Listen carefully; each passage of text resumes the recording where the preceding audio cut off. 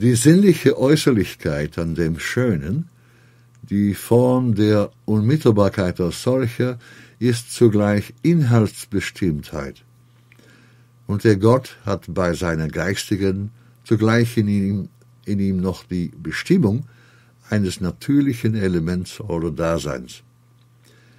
Er enthält die sogenannte Einheit der Natur und des Geistes, das ist die unmittelbare, die Form der Anschauung, somit nicht die geistige Einheit, in welcher das Natürliche nur als ideelles, aufgehobenes Gesetz und der geistige Inhalt nur in Beziehung auf sich selbst wäre. Es ist nicht der absolute Geist, welcher in dies Bewusstsein eintritt. Nach der subjektiven Seite ist die Gemeinde wohl eine sittliche, weil sie ihr Wesen als Geistiges weiß und ihr Selbstbewusstsein und Wirklichkeit hierin zur substanziellen Freiheit erhoben ist.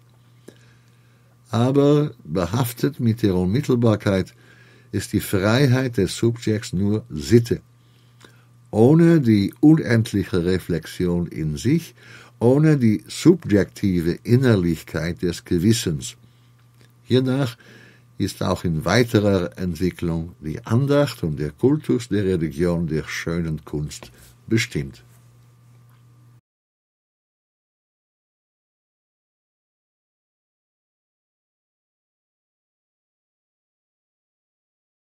The sensuous externality, attaching to the beautiful, the form of immediacy as such, at the same time qualifies what it embodies, and the God of art has with his spirituality at the same time the stamp upon him of a natural medium or natural phase of existence.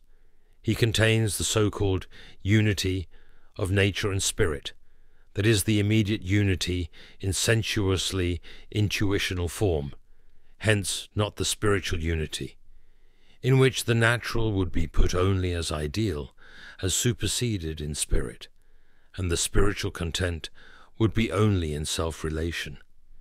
It is not the absolute spirit which enters this consciousness.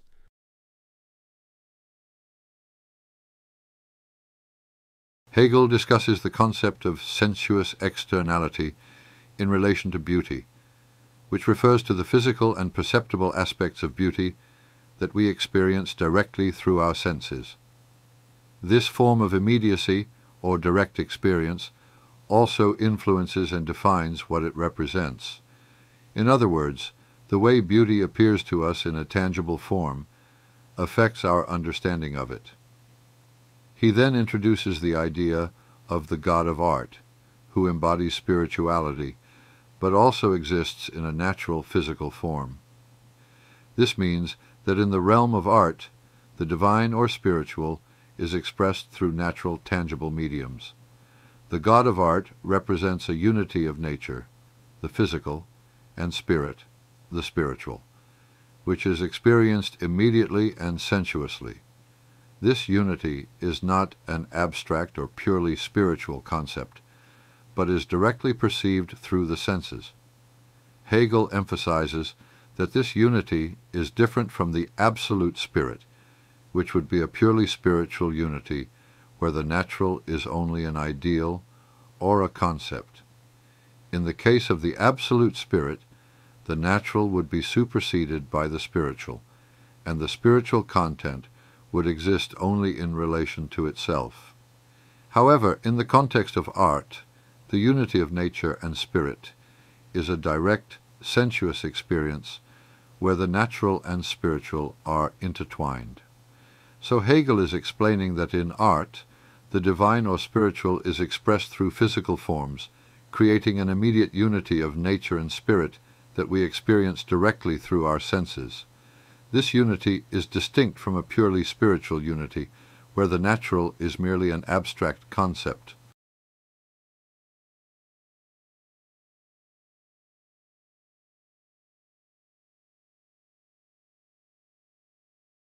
On the subjective side, the community has of course an ethical life, aware as it is of the spirituality of its essence, and its self-consciousness and actuality are in it elevated to substantial liberty, but with the stigma of immediacy upon it. The subject's liberty is only a manner of life, without the infinite self-reflection and the subjective inwardness of conscience. These considerations govern in their further developments the devotion and the worship, in the religion of fine art.